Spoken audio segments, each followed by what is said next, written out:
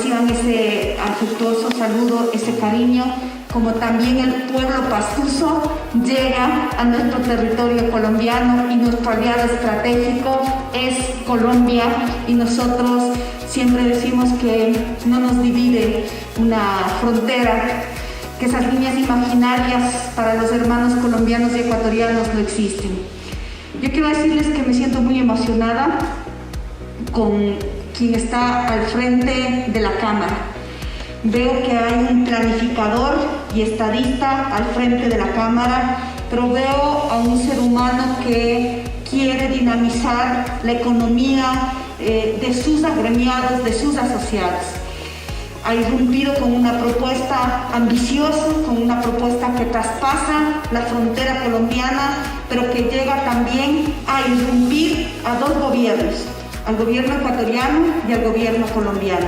Y en esa línea estamos con usted, señor, voy a decirle con cariño Damir, porque es esa relación y el carisma que quien está al frente nos está transmitiendo. Entonces, cuente con ese apoyo. Como le decía, a través de nuestra misión diplomática trasladamos todas las inquietudes. Ya anteriormente habíamos tenido unos avances importantes, pero creo que ahora se van concretando otras realidades y eso nos va a permitir tener resultados a corto, mediano y largo plazo, que es lo que intencionamos.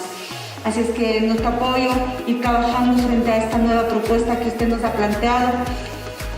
Hace 15 días nos llamaban por teléfono de nuestra misión diplomática y nos decían: cónsul, ¿nos puedes decir cuál es el empresario que abordó al presidente Duque? Y en esa línea hemos tenido un acercamiento, hemos conversado y creo que en esos diálogos y conversaciones tenemos unos acuerdos concretos que vamos a irlo ejecutando en el transcurso de estos meses. Posiblemente no podamos llegar a cumplir el 100%, pero del 10, del 20% que lleguemos a cumplir, que se cumpla. Y de ahí ir caminando paso a paso. Ustedes son constructores de un mundo distinto junto a sus agremiados. Si esta Cámara es más ciudadana, si es más cercano a sus agremiados, si tienen un líder con ese carisma, con esa visión que tiene como quien está al frente de la Cámara de Comercio de Pasto ahora, con el equipo de apoyo, vemos a compañeros que ya los conocimos en el proceso, se van a ir fortaleciendo. Así es que nosotros sumamos ese compromiso para que nuestras relaciones binacionales en cuanto a turismo, comercio, conectividad, movilidad, puedan seguirse desarrollando dentro del marco del respeto a la ley en sí, pero que sean menos complicados, que sean menos tortuosos, que no demoren tanto y que signifique también una interrelación entre la institucionalidad de los dos países. Nuestro abrazo fraterno, nuestro abrazo solidario.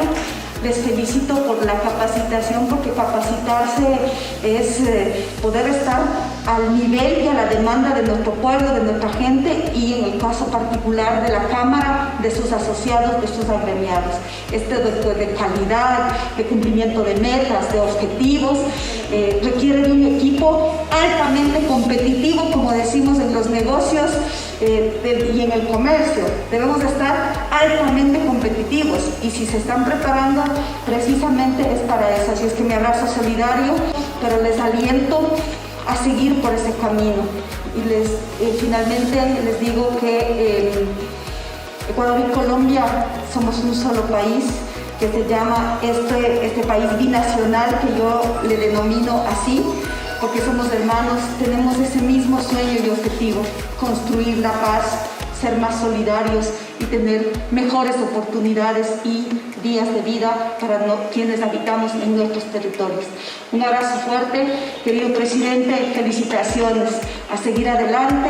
Usted me ha transmitido también su optimismo, su convicción y la vehemencia con que plantea las propuestas, hace que también nosotros nos sumemos a esas propuestas. Cuente con eso, el viernes estaremos enlazados.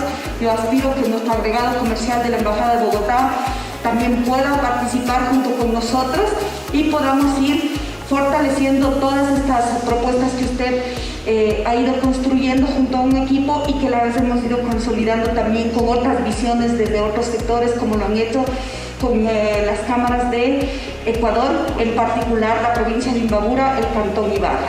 Muchas gracias y un abrazo fuerte.